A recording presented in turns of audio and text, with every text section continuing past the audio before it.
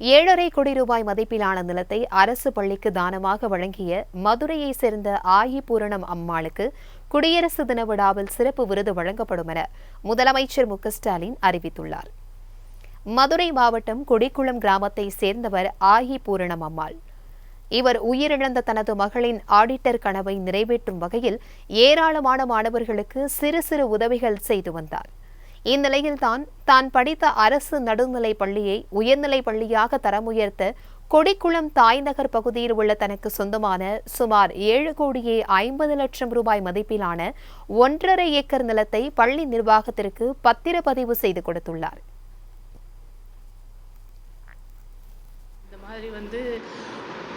நல்ல காரியங்களுக்கு தான் பயன்படுத்தணும் அப்படின்றத என் பொண்ணு சொல்லியிருந்தது.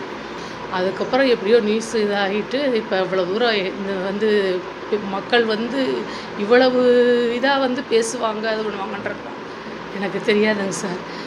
என்னுடைய பொண்ணுடைய பேர் அந்த இடத்துல நிலைக்கணும் சார். என் பொண்ணுடைய விருப்பத்துக்காக அந்த இதுகுறித்து தகவல் அறிந்த மதுரை நாடாளுமன்ற உறுப்பினர் வெங்கடேசன் ஆயி பூரணம் அம்மாளை நேரில் சந்தித்து வாழ்த்துக்களை தெரிவித்தார்.